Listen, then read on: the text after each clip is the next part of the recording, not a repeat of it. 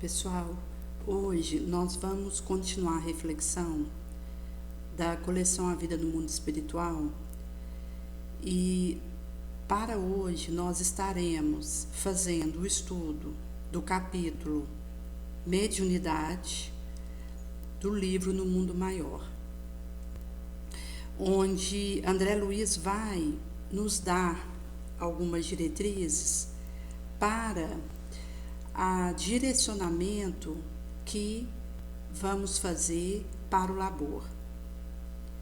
Nesse sentido que vai sendo ao longo do capítulo trago que quando nós podemos nos identificar na construção do bem, a gente trabalha na assistência ao enfermo, nesse estado de nosso concurso entre sofrimento longo da provação terrestre. O serviço pertence à vontade boa unida à viva fé e é uma sementeira que reclama trabalhadores abnegados que ignorem tristeza, cansaço e desânimo. Nesse sentido que vai sendo trago um pouco sobre o nosso empenhamento naquela diretiva, inclusive porque aqui vai ser discorrido acerca da preparação que o indivíduo precisa acontecer para estar a serviço dessa gleba, que não haverá improviso, inclusive quando nós consideramos que para uma atividade na terra que nós iremos desempenhar, precisamos fazer uma especialização, um técnico, um cursinho que nos auxilie para desempenhar da melhor maneira possível aquilo que será pedido de nós naquele setor. E que leva, às vezes, anos para que possamos estar preparados para atuar naquela área. Com isso, vai ser trago para nós que, se para uma atividade da terra precisa desse tipo de preparo, de estudo, para os empreendimentos espirituais ainda é mais exigente, porque diz respeito à atividade que eu vou realizar junto às almas, encarnadas, desencarnadas, que precisam que eu esteja minimamente preparada e a serviço daquela proposta. Por esse motivo que o tempo, a paciência e a abertura para os aprendizados, porque nós, na Terra, temos 3 aspectos, conforme a Ana traz para nós, referente à expiação, à provação e ao aspecto ligado à missão. O que vai diferenciar um missionário de nós outros é o tempo que ele já está imerso em dada missão. Então, quando o indivíduo, ele desde a mais tenra idade, ele já está direcionado para aquela atividade específica, se configura uma missão que ele já inicia no pródromo da sua adolescência, onde já vão acontecendo orientações na direção daquele areal. Mas, quando a gente considera a provação, ela vai participar da nossa caminhada, porque ela diz respeito ao presente e ela vai desenvolver em nós sobriedade. Nesse sentido que, quando existe a experiência expiatória, ela vai estar relacionada ao nosso pregresso. Por isso que, geralmente, uma falha que alguém cometa nessa existência, requerendo o processo expiatório, isso vai acontecer no porvir. Pode ser numa próxima encarnação, ou daqui 2 encarnações que o indivíduo vai encontrar essa expiação. Naturalmente que vai ter caso que o indivíduo ele já vai expiar uma situação da sua vida atual, enquanto a encarnação em que ele está em curso. Mas, considerando no aspecto de maioria que acontece, a gente tem a expiação relacionada a algo do meu pregresso e que inclusive se configura na continuidade de uma luta. Por isso que às vezes acontece reencontro entre duas pessoas, onde desde aquele momento já se configura uma luta que não começou ali, mas que já veio do pregresso. Esse reencontro acontece e ambos terão que, naquele relacionamento, viver expiações. E é nesse sentido que, à medida que o indivíduo ele vai respondendo resilientemente, ele vai conseguindo ter resultados a partir daquilo que ele consegue trazer para aquela experiência. Porque quando a gente considera que um relacionamento de reencontro continua uma dificuldade que esses dois viveram no pregresso, isso vai significar que aspectos adormecidos do pregresso voltam naquele reencontro. E isso vai se configurar em dificuldade de acordo com o que esse casal, por exemplo, tenha vivido antes. Como há um relato da biografia da Ivone, em que ela tem, na trilogia dos seus livros, onde ela traz cada livro uma encarnação que ela houvera vivido, num desses ela vai falar de uma encarnação que ela teve, onde alguém que fazia parte de uma família nobre na época se apaixonara por ela e eles acabaram que ficaram juntos por um tempo, mas ela foi assassinada. E no que ela houvera sido assassinada, ele ficou muito revoltado e queria encontrar o autor daquele assassinato para poder vingar, porque ele não conseguiu perdoar o que houvera acontecido. E quando foi numa existência posterior, ela acabou que, por uma façanha de movimentos internos do local onde ela estava situada, também numa família nobre, ela se vinga de um senhor que era ele, reencarnado. Então, ela se apaixona por ele, mas mesmo assim leva a termo a vingança que ela queria realizar, porque ele tinha sido partícipe de um movimento que levou à morte alguns indivíduos, e ela, querendo fazer desforra, acabou que veio a levar ele para um calabouço, onde ele morre apodrecido ali, mas ela tinha esse sentimento da atração por ele, esse afeto, e que continuou com ela. Depois, numa encarnação subsequente, trazendo o período que ela esteve na Terra, no Brasil, no século passado, ela começa a ter correspondência com o senhor de um outro país, e o Dr. Bezerra de Menezes, que houvera sido pai dela numa encarnação anterior, e por isso também a proximidade da benfeitoria dele na direção dela, fala para ela que esse senhor que ela estava tendo contato era a reencarnação daquele senhor do pregresso com o qual ela se apaixonara. E eles combinam de fazer um encontro, e o Dr. Bezerra de Menezes fala para ela para não ir. Até pela teia que acontecia nesse processo, trago do pregresso de ambos. E nesse sentido que existem determinadas realidades que a gente espia, mas a gente não sabe onde está a origem daquilo, porque está no pregresso e que por hora nós não lembramos.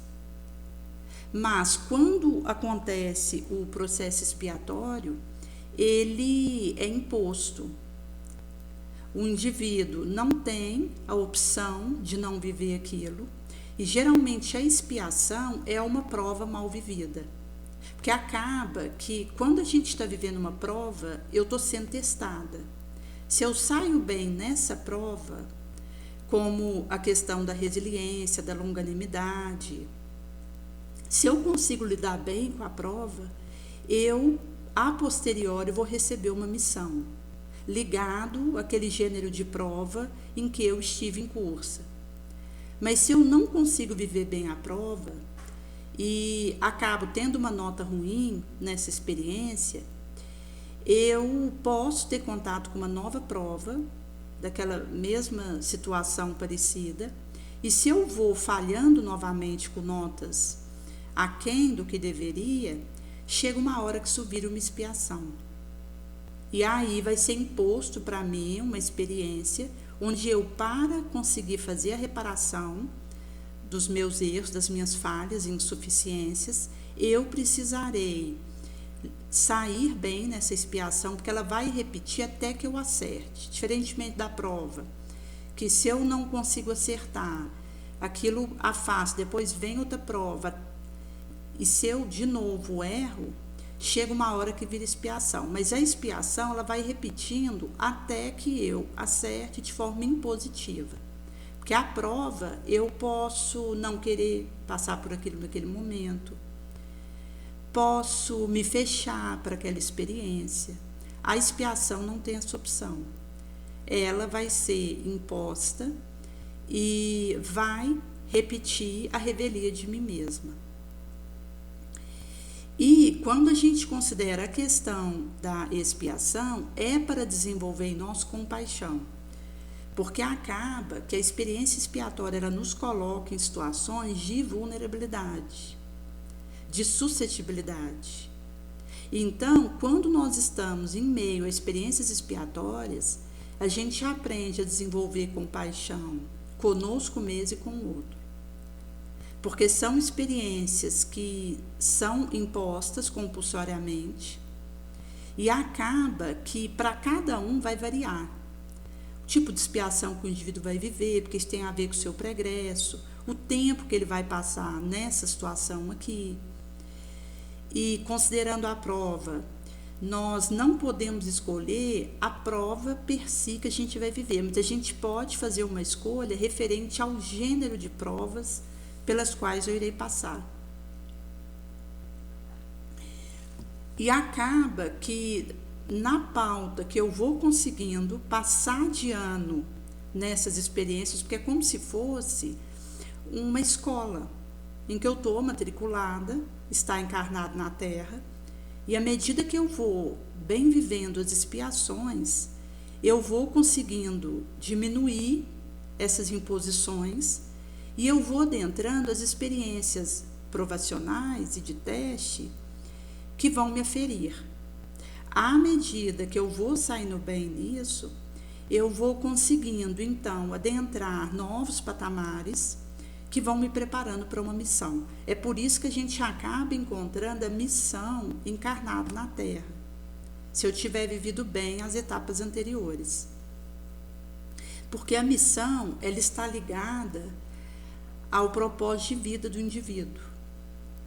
Nesse sentido que, quando o indivíduo ele vive o trabalho da sua missão, ele sente gratidão. Então, a expiação está ligada ao desenvolvimento de compaixão, ela é impositiva. A prova está ligada à experiência de sobriedade. Eu posso recusar viver ela naquele momento, mas uma hora ela voltará. Mas não é algo que se impõe naquele momento que eu não tenho escolha de esperar. A prova eu posso pedir para esperar, para viver aquilo, mas uma hora eu vou precisar viver. Até porque a lei do progresso pede que eu venha ter encontro com aquilo que vai me testar, para que eu possa encontrar e ser melhor preparada para a minha missão. Então, do momento que eu recuso viver aquela prova, eu estou atrasando o encontro com a minha missão. Então é melhor eu abraçar, procurar viver bem, para que eu encontre mais rápido o meu propósito de vida. E a missão, que é o propósito de vida, está ligada ao desenvolvimento de gratidão, porque é quando a gente se fortalece, a gente se retempera.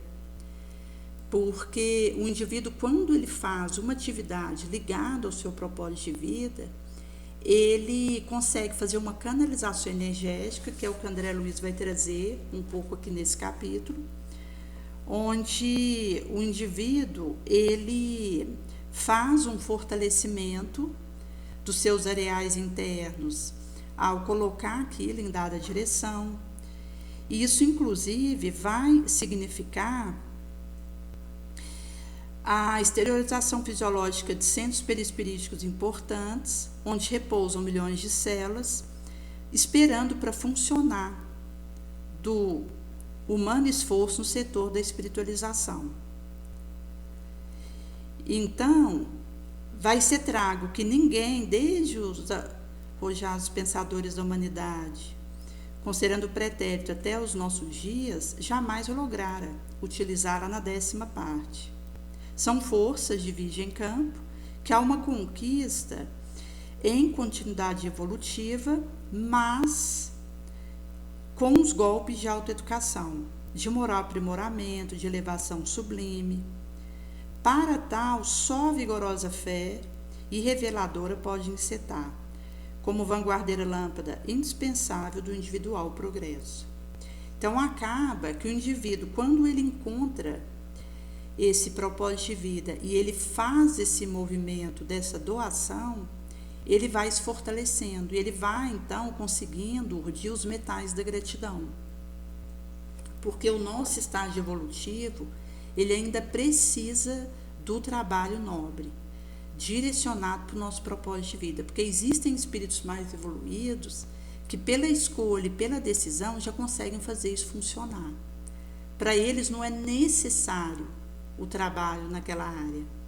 Naturalmente, como espírito evoluído, eles trabalham incansavelmente. Mas só a decisão que eles têm, a escolha que eles fazem pelo bem, pela canalização correta das suas energias, já é o suficiente para isso rolar.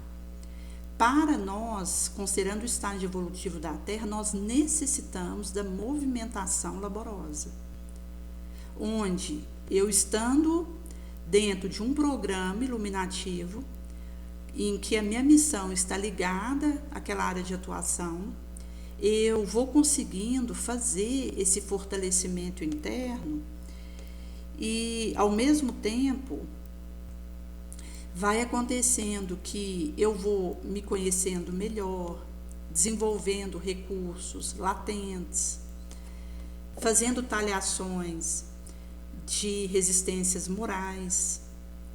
Então, esse processo ele vai acontecendo na medida que a gente caminha, porque caminhando eu vou encontrar minha missão. E eu preciso encontrar minha missão para me fortalecer, para dar conta da minha encarnação na Terra. É por esse motivo que quando alguém está envolvido em expiações crúcias, quanto mais o indivíduo ele responder com aceitação, perdão, resiliência, renúncia, mais ele vai conseguindo se fortalecer para bem viver aquilo e poder divisar o termo daquela situação. É por isso que a revolta, ela não ajuda, porque do momento que o indivíduo ele não aceita o que ele está vivendo, ele vai fazer retardar o seu encontro com a sua missão. Se eu acolho a minha realidade, aquilo que está acontecendo comigo e os desafios que me encontram, normalmente quando percebo que isso está sendo imposto a mim, se eu abraço de bom grado e procuro dar o meu melhor, eu estou acelerando o meu encontro com a minha missão. E quando a gente tem esse encontro com a missão, a gente vai se fortalecendo. É uma experiência que vai fazendo fermentações importantes dentro de nós, porque isso é necessário para o nosso equilíbrio na Terra, inclusive para que nós possamos ir divisando, deixar frutos bons enquanto estamos passando por aqui.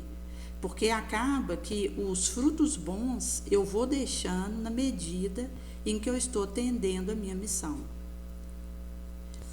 Por isso que vai ser dito aqui num outro recorte do livro que o serviço da verdade pertence ao Senhor, não aos homens.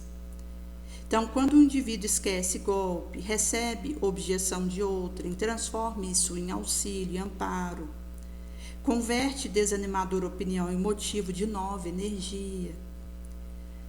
Ela dar-se a pressa em reconhecer os defeitos próprios, sempre que fossem indigitados pela franqueza de alguém, rendendo graças pela insância de corrigi-los quanto possível.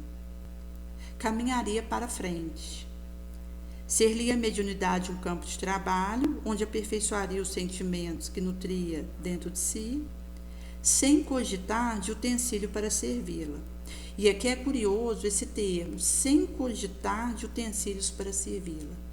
Porque acaba que, se eu abraço aquele areal, colocando condições para realizar aquilo, acaba que eu não estou realmente engajada naquele propósito.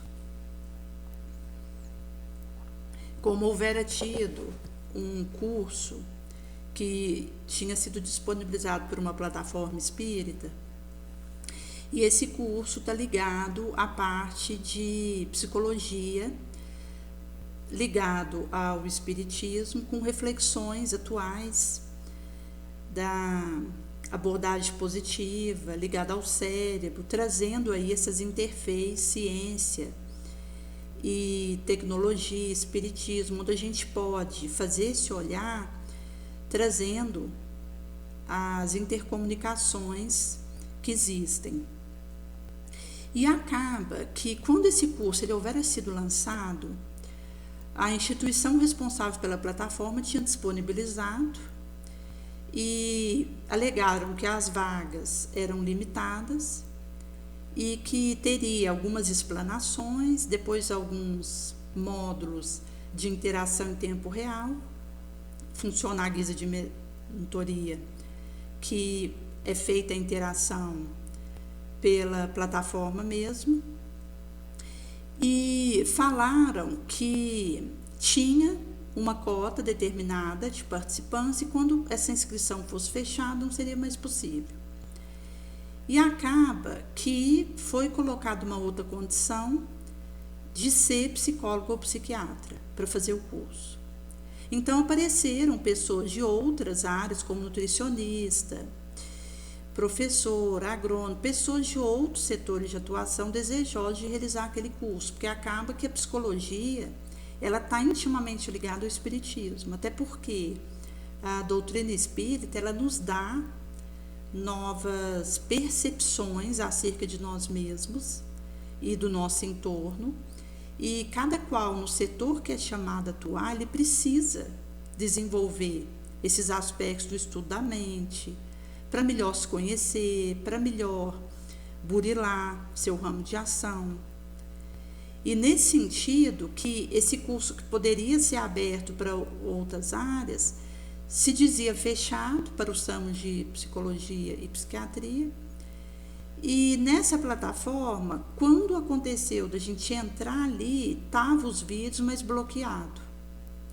Então, foi feito um contato com a plataforma para ver a possibilidade de assistir aqueles vídeos, e foi dito que era inscrição separada e que já tinha encerrado.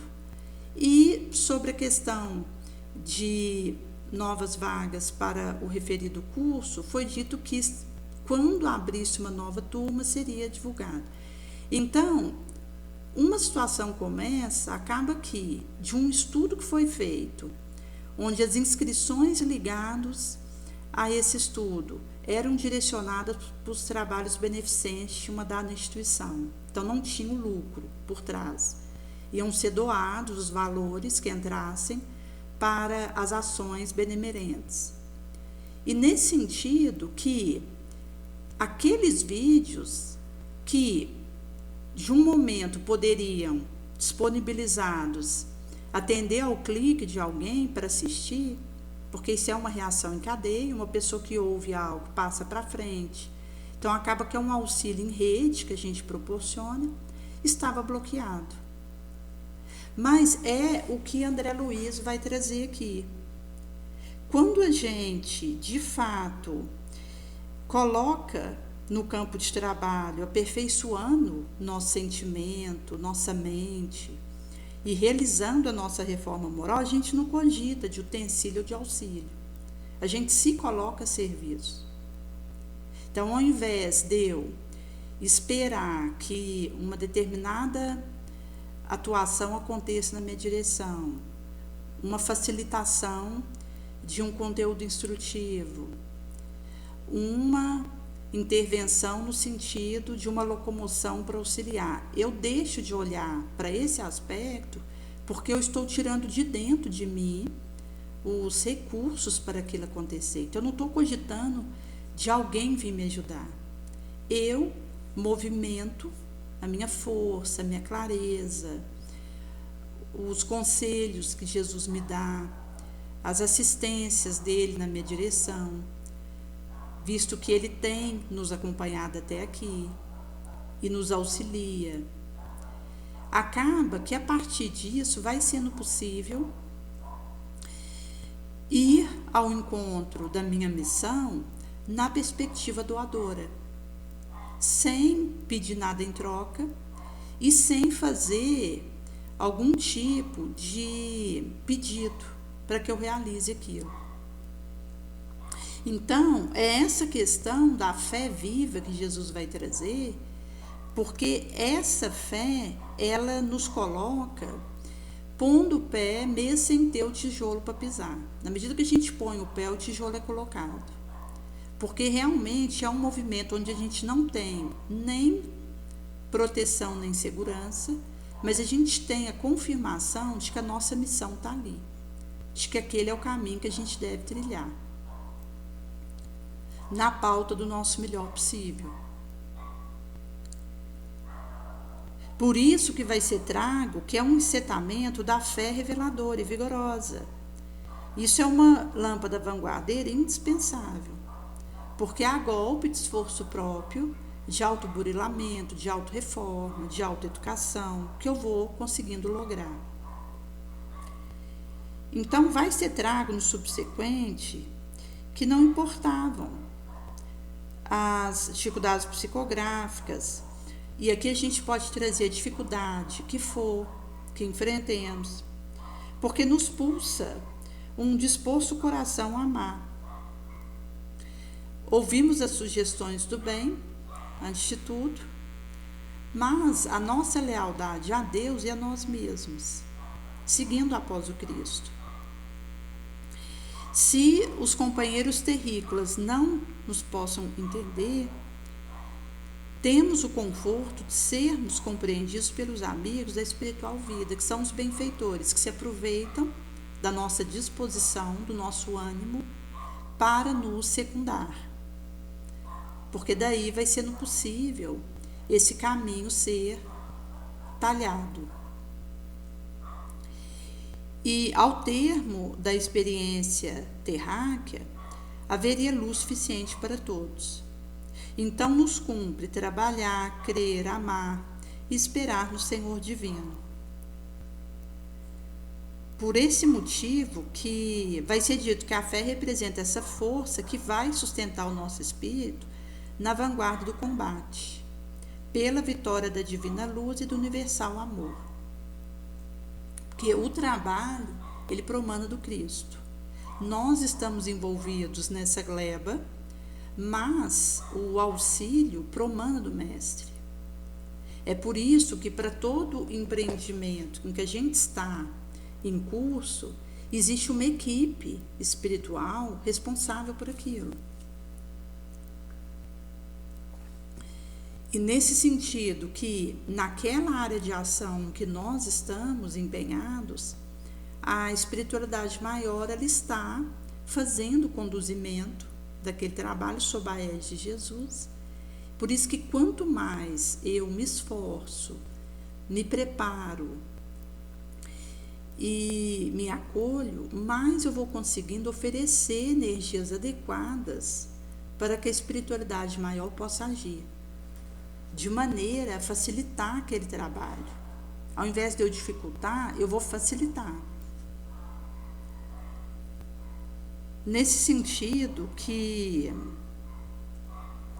quando a gente considera aquele que esteja apartado da verdade, ele não vai nos acusar nem nos ferir, apenas dorme na ilusão e sonha. Exculpa-os pelas futilidades do momento. Nesse sentido que é esse olhar de perdão por aquele que ainda está numa situação de endurecimento, que tente prejudicar esse trabalho do bem que está acontecendo, porque mais tarde eles vão despertar por esforço de espalhar o bem. Mesmo que investigue com os olhos a superfície das coisas, mas o ouvido ainda não escuta o apelo sublime à redenção.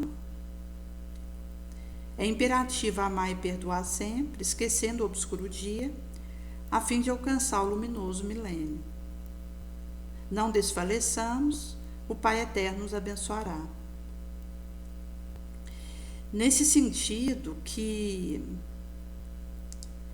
vai ser trago essas premissas para o nosso processo. Porque a mediunidade, ela faz parte da nossa condição, é um sexto sentido. Como nós temos o ouvido, o olho, o paladar, o tato, o olfato. A questão da mediunidade é um sentido, mas que diz respeito à nossa espiritualidade. Então, a energia medianímica, ela vai ser a sua caracterização pela forma como eu uso isso. E a direção que eu dou para essa energia que trago é que vai dizer da maneira como isso vai ganhando corpo dentro de mim e expressão e direcionamento enquanto a missão em que eu atuo usando essas energias. É por esse motivo que tudo que gere perturbação vai prejudicar o nosso empenho nesse sentido. Por isso que do momento que o indivíduo ele tem um equilíbrio, ele consegue estar em paz consciencial, isso vai ser necessário para que ele possa viver bem a sua missão. Visto que do momento que eu consigo o cumprimento do meu dever, a vitória sobre mim mesmo e manter minha mente num patamar elevado, nobre, eu vou conseguindo fazer a conexão com os espíritos superiores e isso vai viabilizar que eu possa estar sendo instrumento naquele serviço. Porque se eu não consigo me conectar com uma energia nobre, eu vou me conectar com uma energia degenerada. Visto que existe o astral superior e o astral inferior. No cumprimento do dever com a minha consciência limpa, eu vou fortalecendo a minha conexão com o astral superior. Do momento que eu me permito energias malsãs, como a intolerância, rancor, violência, preguiça, isso vai me colocando em contato com uma energia degenerada, onde espíritos obsessores eles vão usar desse intercâmbio comigo para me solapar, me hipnotizar, me desequilibrar. É nesse sentido que, do momento que o indivíduo ele faz essa escolha, sustentando a sua conexão com as fontes da sabedoria, da luz, da bondade, o indivíduo ele vai então fazendo esses amealhos que vai permitindo a ele desempenhar minimamente a sua missão, porque acaba, gente, que o trabalho que a gente faz com Jesus, ele só vai ser viabilizado pelo meu esforço nobre e pela minha sustentação de um pensamento elevado, de um sentimento que vai traduzir paz, de uma palavra que leva conforto, de uma ação esperançosa, de um testemunho crístico. Então, o que vai permitindo que a gente possa viver a nossa missão com relativa tranquilidade, mesmo em meio aos óbices que acontecem, é nós conseguirmos mantermos a nossa faixa nobre. É por isso que Jesus ele vai trazer para nós que a crise cria cura, a cura cria casa e a casa cria asa. Porque em meio às crises em que nós possamos passar, na medida que eu vivo isso bem, eu vou sendo curada, inclusive de mazelas que eu trago de outras existências. E na pauta em que eu me mantenho fiel a essa proposta nobre, isso vai criando essa casa, que é esse telhado da bênção com a qual eu passo a me conectar. E seguindo nesse areal, isso vai criar asa, que é esse voo que eu vou passar a ser capaz de fazer no sentido daquilo que espera pelo meu trabalho. Por esse motivo que vai ser trago acerca da necessidade humana de aprender, superar e sofrer enquanto condicionamento que eu possa trazer. A Anete, numa das colocações dela, trouxe uma pesquisa que foi feita sobre o que traz satisfação para o ser humano. E nessa pesquisa foi aclarado que a primeira coisa que mais traz essa sensação de realização, de alegria, é aprender. Nesse sentido que eu posso canalizar o aprendizado para um conhecimento positivo que vai me agregar. A segunda coisa que foi colocada, que traz satisfação, é superação. Até quando o indivíduo ele está, por exemplo, numa maratona, e ele tinha participado de outras maratonas antes e não conseguia chegar até a linha de chegada. E dessa vez, por preparos que ele fez nessa direção, ele consegue atravessar a faixa da chegada. Então, a sensação que ele tem de superação sobre um limite próprio traz uma satisfação muito grande. Então, aqui a gente pode canalizar essa necessidade que a gente tem de superação por empenhos para vencermos a nós mesmos, a nossa sombra, as nossas mazelas, para conseguirmos fazer as reformas morais de que necessitamos e que pedem repetição, atualização, aprimoramento. E o terceiro aspecto que ela trouxe é o sofrer, e que na verdade está ligado, às vezes, à dificuldade que o indivíduo traz de auto-amor, os sentimentos de autoculpa, de autopunição, que são dessegrados, porque a gente é convidado a entrar no arrependimento, que é onde eu consigo me olhar, me amar, e então caminhar para espiar e reparar. O sentimento de autoculpa, ele só me denigre e me perturba, me aflige desnecessariamente. E é nesse sentido que esse aspecto do sofrer vai trazer um pouco das culpas que nós temos tendência de agasalhar. Por isso a gente tem que ter cuidado para conseguir se olhar e se amar. Porque do momento que eu me amo, eu consigo superar as minhas carências, eu consigo fazer um encaramento da minha fragilidade, da minha vulnerabilidade. Consigo ver saídas para que eu acerte mais e erre menos.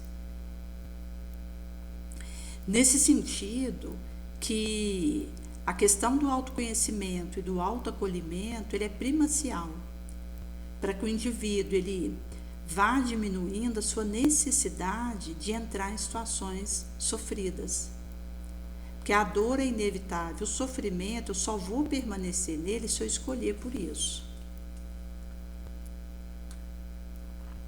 Mesmo havendo um primeiro momento que uma dada situação pode ser sofrida para mim, eu continuarei com a liberdade de optar por me harmonizar, por me fortalecer, para lidar com isso melhor. Porque nós havíamos visto que até em relação ao sofrimento eu posso sofrer. Então são escolhas que a gente faz na questão do sofrimento, que nos prejudicam. Porque eu posso sofrer pelo sofrimento, sofrer pela impermanência e sofrer pelo condicionamento, que é o atavismo. Quando o indivíduo ele permanece nessa situação de sofrimento, isso vai significar uma desarmonia que acontece.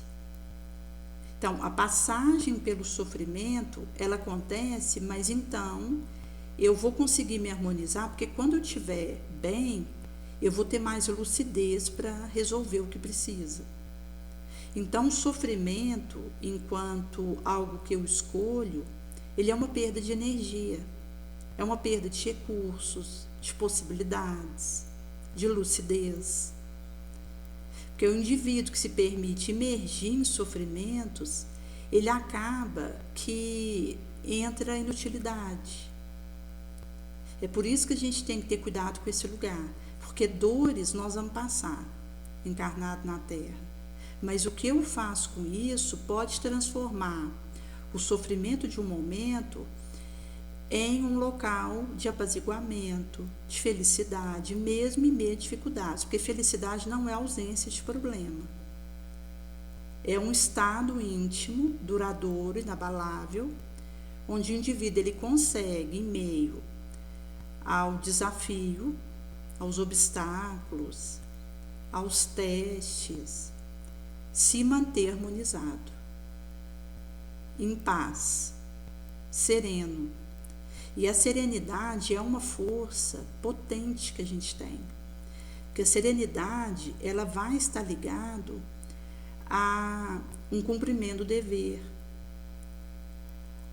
A uma mente que está olhando para si mesma e percebendo que está realizando aquilo que se propôs,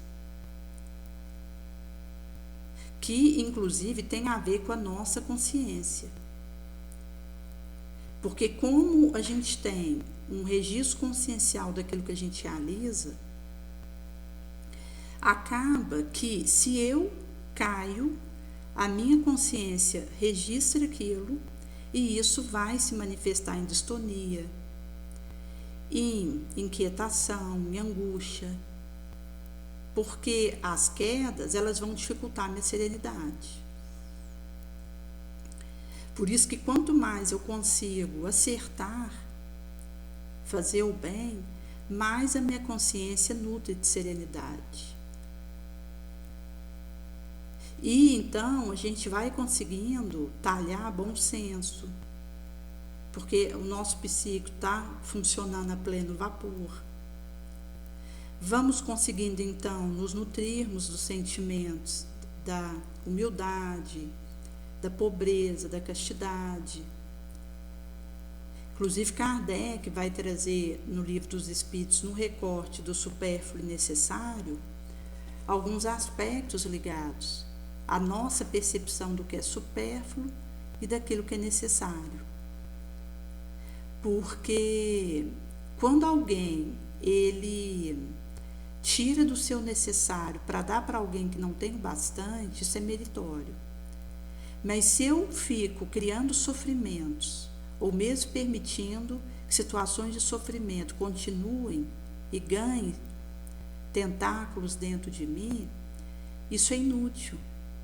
Porque eu, além de estar me prejudicando, eu estou me inaptando para auxiliar outrem.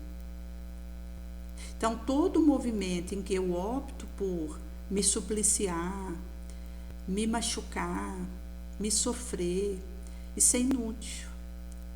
Porque vai me despreparar para ser útil para alguém, vai me prejudicar e comprometer as minhas forças, as minhas energias. Agora, do momento que o indivíduo ele passa uma situação dolorosa para que outro seja beneficiado, aí nós estamos com essa caridade em ação. É por isso que a questão do supérfluo e do necessário, isso precisa ser olhado enquanto uma opção que eu posso fazer para ir tirando os meus supérfluos, os meus excessos, e conseguindo então mexer no meu necessário na direção do meu entorno. Porque se eu ainda nem tirei o supérfluo, eu não vou conseguir nem cogitar do meu necessário. Do momento que eu faço a retirada dos meus excessos, dos meus acúmulos, dos meus supérfluos, das quinquilharias, e fico com o essencial, então eu consigo passar a fazer a cogitação desse essencial.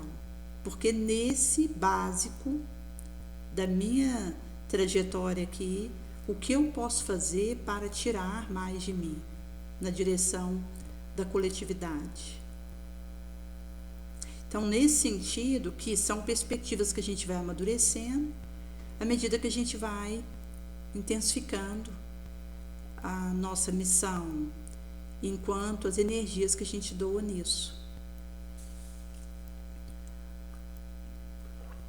Sendo assim, vai ser trago para nós que nesse processo, bioenergia e oração oferece inestimável recurso, ao lado de uma psicoterapia baseada em labor bem direcionado, porque aí o paciente ele volta ao mundo real com uma disposição nova, encontrando estímulo para prosseguir no trabalho próprio realizado. Então, essa atividade bem dirigida constitui um eficaz lubrificante nos mecanismos orgânicos e nos mentais implementos, estimulando agradáveis emoções, de modo que se consiga grandessíssima saúde integral. O Consumo Joana vai trazer, inclusive no livro que nós estamos fazendo o estudo, Conflitos Existenciais, a Joana ela vai trazer o passe à terapia em cada capítulo, porque ela fala um pouco. Por exemplo, tem capítulo que ela vai falar do medo, outro ela vai falar da violência, outro do ódio, da preguiça. Então, para cada qual, ela vai trazer causas, aspectos relacionados àquilo e soluções.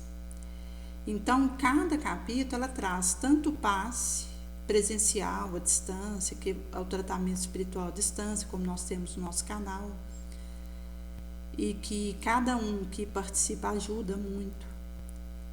E o aspecto da terapia que vai auxiliar o indivíduo a lidar com aquilo que ele precisa vencer em si mesmo.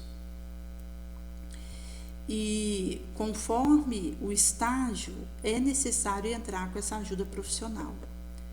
Porque há caso que o indivíduo, ele, trabalhando a sua espiritualidade, procurando se engajar na utilidade, ele já vai conseguindo um avanço importante, até porque, gente, eu preciso ser terapeuta de mim mesmo, isso a todo momento.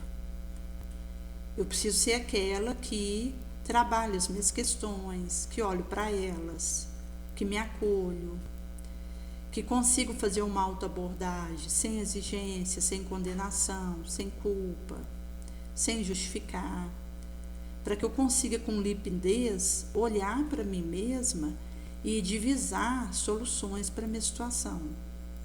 Mas a questão da ajuda profissional externa, enquanto um psicólogo, um terapeuta, e o aspecto ligado à psiquiatria e área correlata, isso vai permitir que o indivíduo esteja sendo munido com um auxílio de toda aquela infantaria, marinha, exército, aeronáutica, que é quando a gente recruta todos os aspectos de ajuda para um caso grave. Então, por exemplo, alguém que esteja se automutilando, esse indivíduo precisa dessa infantaria, onde ele consiga receber auxílio tanto da espiritualidade, quanto da utilidade, quanto ajuda profissional. Como num vídeo que um rapaz trazia o relato de uma jovem que ficou sabendo que ele estava ali naquela cidade, ia fazer o autógrafo de alguns livros que ele tinha escrito, e ela, ao saber, atravessou a cidade para ir ter com ele e não teve tempo de levar um livro, pela correria que foi naquele dia para ela ir ter com ele. E quando ela está ali com ele, pediu que ele fizesse o autógrafo no seu braço. E quando ela tira a blusa de frio, ele viu que o braço estava com marcas de autolesão, que essa jovem estava se automutilando, mas já estava com a cicatriz. Então ele percebeu que já tinha um tempo que ela não fazia aquilo, e ela então começa a partilhar com ele que depois que ela tinha começado a ler as poesias dele, ela passou a ter alívio lendo aquelas poesias e encontrar força para que, quando a dor que ela sentia dentro dela tentasse levá-la a se machucar, ela conseguisse responder com autoproteção, autoajuda. Então, ela foi comentando que passou a se proteger mais, a se amar mais, a se ajudar melhor. E que passou, a partir dessa experiência com as poesias desse rapaz, ela a escrever poesia. Então, isso estava ajudando ela a lidar melhor com as suas questões internas, e ela, então, conseguiu superar aquela fase que ela estava de se mutilar. E esse rapaz, a hora que vai escrever ali no braço dela, o autógrafo, ele vai trazer essa frase do crise cria cura, cura cria casa, casa cria asa. Onde, mesmo ali numa experiência de automutilação, ela foi em busca da espiritualidade, foi em busca da utilidade, foi em busca da ajuda profissional. Então, vai ser trago que, dependendo daquilo que o indivíduo estiver vivendo, a autoobservação me levará a procurar os recursos de que necessite. Visto que são teclas evolucionárias que só o trabalho vivido e sentido pode conferir. Por isso que nós, a partir desse momento, dessa autoanálise limpa e cuidadosa, vamos conseguindo fazer essas abordagens com a nossa baixa autoestima, com a nossa fuga psicológica, indolência paralisadora, voluntária inutilidade, preguiça, adaptação ao aspecto da inutilidade, castração psicológica de referência ao tentame libertador, lassidão, escapismo, manifestação afetiva sem rumo, porque acaba que o indivíduo que não trata a própria carência, ele fica a devaneio, porque não existe o desenvolvimento de um comando sobre a própria emoção. Bloqueio o discernimento em torno do próprio dever, transfere para o próximo responsabilidade que lhe pesa na consciência e tarefa que o indivíduo mesmo que tem que desempenhar em seu próprio benefício. A gente considerar a questão do comodismo, da inércia, da preguiça, mina a autoconfiança, destrói possibilidade de recuperação pronta, atrai espírito ocioso que com prazo no banquete de animal a energia do paciente, telementalizado e conduzido às fases mais graves, de forma a prosseguir vampirizado. Então essas entidades infelizes exploram os centros vitais do comportamento da emoção e decompõem-se, funcionando com regularidade, porque essa decomposição desses centros vitais, comportamentais, emotivos, vai fazendo destrambelhamentos da organização somática e traz tanto o psíquico quanto os sentimentos afetados seriamente por essas decomposições correlatas. Nesse sentido que do momento que eu me permito essas sitiações, isso vai ganhando vulto dentro de mim e vai significando uma cascata de eventos deploráveis. E isso vai significar que quando nós estamos a serviço de melhorarmos o nosso tônus mental, compreenderemos que todos os recursos precisam ser aproveitados no êxito da louvável edificação. E por isso não vamos fazer interferências perturbadoras ou consumidoras de tempo. Por isso que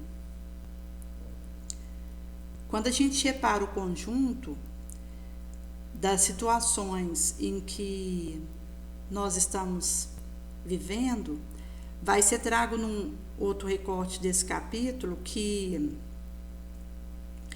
mesmo o indivíduo, ele estando próximo de um benfeitor, ele pode não ser capaz de elevar-se à mesma frequência de vibração. Porque não há suficiente espaço interior para comungar seus conhecimentos, suas ideias, não lhe absorve entusiasmo,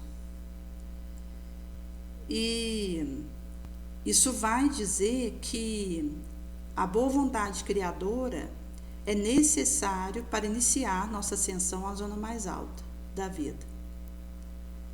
É a porta mais importante e isso vai nos trazer que o desejo nobre, nos animando, seremos compelidos a direcionarmos os areais que trazemos para melhorarmos aquele tentame.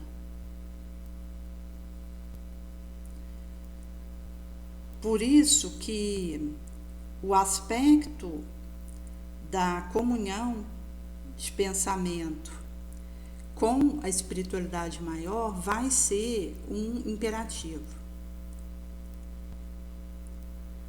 Por isso que foi trago aqui essas teclas evolucionárias que só serão conferidas por esse trabalho sentido e vivido. E na medida que a gente é fiel a isso. Porque aí o tempo ele vai tratando de trazer areais de amadurecimento, de discernimento, de sabedoria, de novas resistências, associações novas, instruções reveladoras. Por isso que não é um serviço que possa ser organizado da periferia para o centro e sim do interior para o exterior.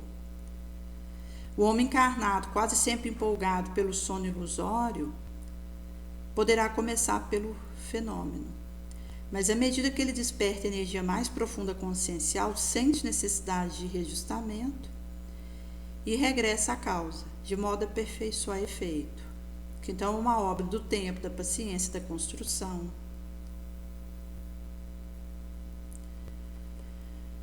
Por isso que, quando nós consideramos nossa situação de vulgares, que nos vemos em jornada progressiva, menos ou mais normal, o estado mental que alimentamos, tais as inteligências encarnadas ou desencarnadas que atraímos, e das quais nos fazemos naturais instrumentos, embora de modo indireto. Então, isso vai trazer que precisamos organizar recursos de receptividade.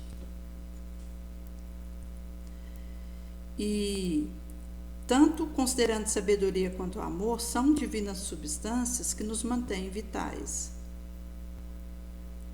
Nossa mente tem sede de luz, como o organismo é faminto de pão.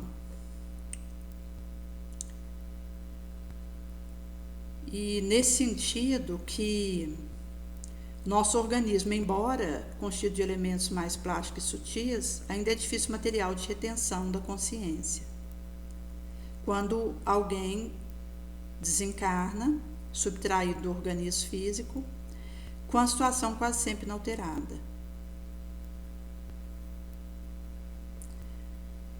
E aqui ele vai trazer um pouquinho esse aspecto que a gente tem essa tendência de santificar aquele desencarnante. Mas o que ele vai viver depois do desencarne tem a ver com o que ele nutriu encarnado, com a sua faixa psíquica, com o bem que ele realizou. Então vai trazer que o Cristo viveu insulado no Monte Divino Consciencial, abriu o caminho aos vales humanos, e ao nos inspirarmos nas suas lições, onde a gente vai superando solução de continuidade e buscando agir como ele, perceberemos milhões de terrícolas encarnados e desencarnados, fixamente na região menos elevada, os inferiores impulsos, absorvidos por paixões instintivas, pelos remanescentes pretéritos, envelhecidos, presos aos condicionados reflexos das comoções perturbadoras, a qual inermes se entregaram. Outros tantos, mantendo-se ungidos à carne e fora dela, na desordenada atividade, vão trazer essas afetivas manifestações sem rumo, no apego desvairado à forma que passou ou a situação que não mais se justifica.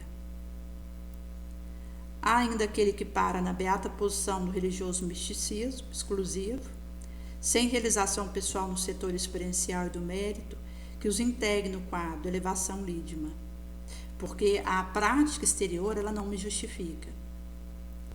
Então, eu posso estar no centro espírita diariamente, mas isso não se transforma em reformas morais, em mais caridade, mais compaixão, mais perdão, não vai resolver.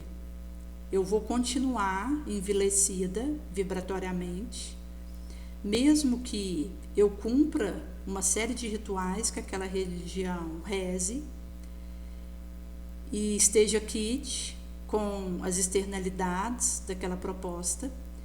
Se isso não se transubstancia em reforma moral, em melhora de pensamento, de sentimento, de palavra, de atitude mental, de ação, não vai significar nada, porque é o que eu faço com o conhecimento, é o quanto eu consigo me melhorar a partir daquilo que eu recebo. Nesse sentido que Quando existe essa situação, vai ser trago que a situação prosseguirá inalterada depois da subtração do corpo físico, porque essas movimentações são frutos do trabalho paciente de evolução longa. Por isso que nós buscaremos essa mediunidade aceita pelo cooperador, onde possa ser mobilizável em qualquer situação para o gerar o bem, porque eu me comprometo com aquela gleba. Comentando tarefa e atividade, devemos salientar os padrões que lhes digam respeito, e esse é o característico da espiritual instrumentalidade nas esferas superiores. É impossível alcançá-lo de vez, num gole. Toda obra impõe um começo, porque é passo a passo. Após a adaptação ao imperativo mais nobre da renúncia pessoal, edificaremos não de improviso, mas à custa de incessante trabalho, no golpe próprio, o tempo interior de serviço, no qual reconheceremos a superioridade do programa divino acima dos caprichos humanos. É por isso, gente, que aquele que realmente abraça sua missão e aquilo que lhe compete, ele não dá espaço para melindre, para berloque, para capricho, porque o indivíduo, ele está numa proposta de abnegação, de renúncia, de esquecimento de si mesmo, que são esses fermentos inadiáveis para essa proposta. Porque a gente vai perceber que o programa divino está superior e acima dos nossos melindres. E que tem a ver com a questão de impor alguma condição, porque quando eu imponho condições para fazer um trabalho, é porque eu ainda estou escrava dos meus melindres, dos meus berloques. Então, do momento que eu realmente desejo fazer esse desapego de mim mesma, essa renúncia, tomar minha cruz e trabalhar em dada direção, eu não imporei condição. Eu movimentarei de modo próprio os recursos e as instrumentabilidades para que aquilo aconteça. Nesse sentido que quando a gente vive essa proposta, a gente não reclama de justiça, nem pede compreensão imediata. A gente ama, indistintamente serve as criaturas, mantendo-se unido ao Mestre, como ele mesmo fizera. Por isso que a Boa Nova é mensagem de confiança, de universal amor. Nesse sentido que o padrão do mediunismo comum, o colaborador servirá com a matéria mental que lhe é própria, sofrendo natural imprecisão diante da investigação terrestre. Mas, do momento que eu adapto aos imperativos mais nobres dessa abnegação, eu estarei preparada para sintonizar com o maior número de encarnados e desencarnados, oferecendo-lhes, como benfeitora ponte, oportunidade de se encontrarem uns com os outros na evolutiva posição em que permaneçam, por meio de construtivos entendimentos. Então, não é uma faculdade acidental que aparece e desaparece entre candidato ao serviço, sem espírito de disciplina e de ordem. Balões de ensaio para os voos do porvir. Não. É uma mediunidade aceita por mim e que eu me coloco à disposição com comprometimento, com devotamento. E é nesse sentido que isso tem a ver com esse aspecto da intuição, das abstrações, das inspirações que vão sendo desenvolvidas. E na mediunidade edificante, eu vou fixando a energia instrumental no mais alto santuário da minha personalidade, porque fenômenos, não importa a natureza, assedia a criatura em todo lugar. A legítima ciência é a conquista gradual da força e operação da natureza. E nesse sentido que temos diante de nós limitadas frentes de observação cujas portas se abrem ao nosso desejo de conhecimento, a maneira que agradeça nosso título meritório. Visto que o que vai ser o diferencial é a minha ficha de serviço nobre, é o mérito, e isso reclama devoção, felicidade do próximo, elevada compreensão do coletivo bem, espírito avançado de concurso fraterno, superioridade serena nos atritos com a opinião alheia. Para conseguir edificação desse porte, face mister, o refúgio frequente é a moradia dos superiores princípios. Fixamos nas zonas mais altas do ser, aprendendo valores de sublimes concepções, renovando-nos, quintessenciando-nos, para nos constituirmos para os elementos que lhe segue a trajetória. Para auxiliar o presente, seremos obrigados a viver no porvir da raça. A vanguarda nos impõe soledade, incompreensão, por vezes dolorosas. Todavia, representa artigo da lei que nos estatui adquirir para poder dar. Para ensinar caminho, eu vou ter que ter percorrido. Daí nasce, na mediunidade edificante, essa necessidade dessa fixação de energias no santuário mais alto do nosso ser. Porque acaba que aquele que vai ser instrumento para um dado areal, ele precisa estar com uma energia mais alta. Porque, como vai ser dito, que seremos estatuídos no adquirimento para podermos dar. Então, para que eu possa fazer essa estatuição, eu preciso ir para a vanguarda, que me coloca numa condição de soledade, sem compreendida, rechaçada. Porque se eu não vou para o porvir do terrícola, eu não poderei me constituir em testemunho para o outro.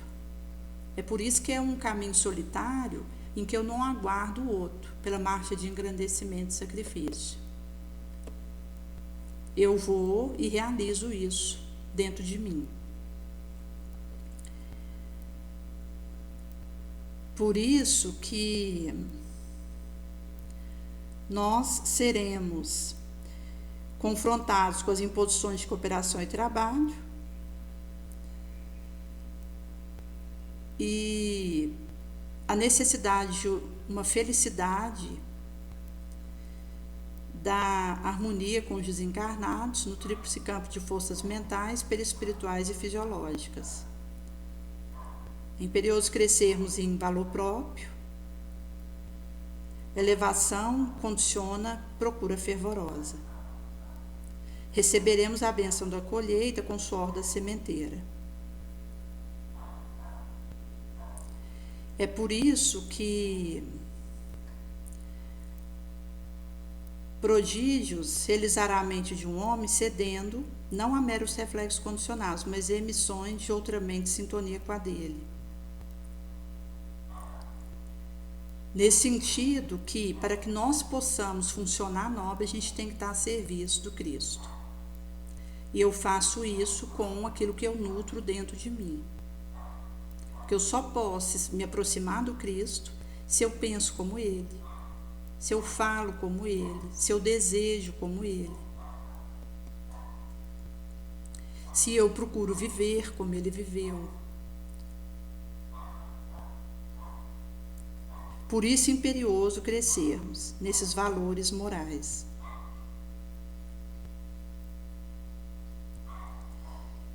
Então vai sendo trago para nós que, de fato, precisamos dessa coragem.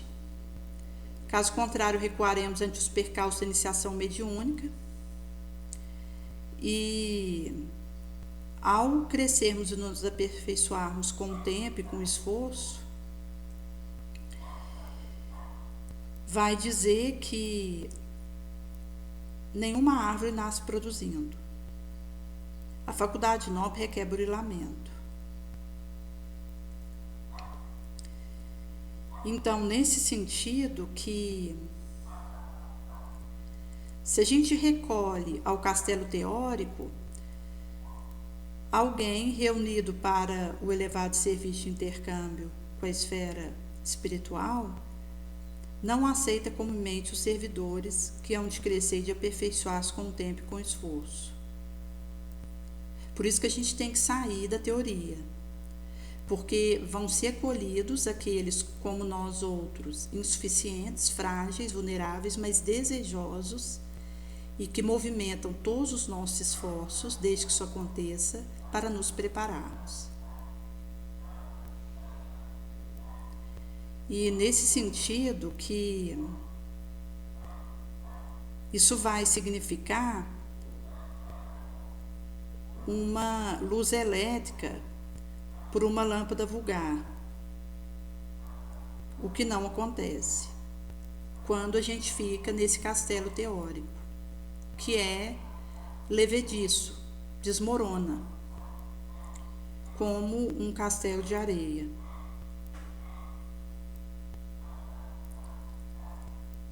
Por isso que vai ser trago a mediunidade ter a sua evolução, sua rota, seu campo.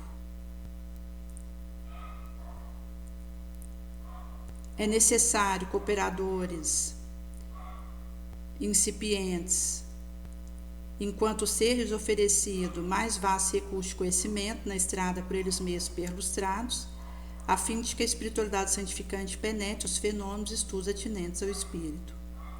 Então, esse aprendizado ele vai acontecendo.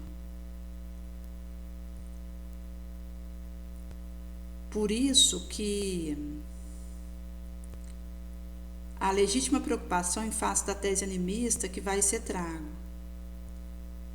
Porque o trabalho, ele é em equipe, e é nesse sentido que nós que desejamos trabalhar com os espíritos nobres, precisamos realmente abraçar a nossa melhoria moral.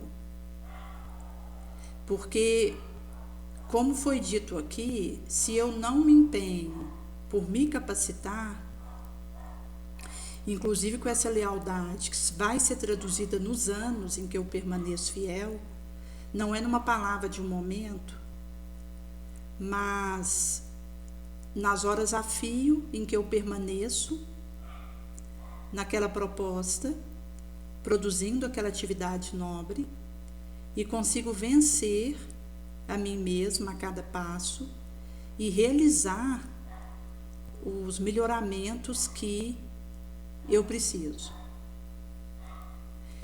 É nesse sentido que, quando vai ser trago para nós esse aspecto do autopreparo, isso vai significar uma vontade que eu vou trazer de me preparar. Então, por isso que Jesus vai dizer do poder da fé, que transporta uma montanha de um lado para o outro, e ordena, tira-te, lança-te no mar, e assim se faz. E vai colocar para nós, dentro da parábola dos 2 filhos que deveriam trabalhar na vinha, que alguém pode dizer vou, mas não ir. E alguém pode dizer não vou, mas ir. Então, o que vai importar é eu ir e permanecer nesse caminho. Como Jesus vai trazer que quando consideramos o Senhor da vinha chegando, que fará aos lavradores? Responderam que aos maus destruiria rigorosamente, arrendará a vinha a outros lavradores que lhe paguem o fruto a seus devidos tempos. Jesus diz: a pedra que fora rejeitada pelos que edificavam tornou-se o vértice do ângulo, consta na Escritura. Pelo Senhor foi feito isso, e é coisa maravilhosa aos nossos olhos. Por isso eu vos digo que ser-vos atirado o reino de Deus e será dado a um povo que dele faça frutos. O que cair sobre essa pedra far-se-á em pedaços, aquele sobre quem essa pedra cai ficará esmagado. Então, o caminho que nós teremos é, de fato, esse desejo leal, onde levaremos intemerados e com essa lealdade, esse germe e essa magnífica unidade que harmoniza, nos religando ao objetivo da nossa encarnação, porque a partir daí nós viveremos a expiação que for necessária, resignados, empenhados em dar o nosso melhor, passaremos pelas provas com aferições positivas e poderemos abraçar nossa missão, leais ao Mestre dos Mestres.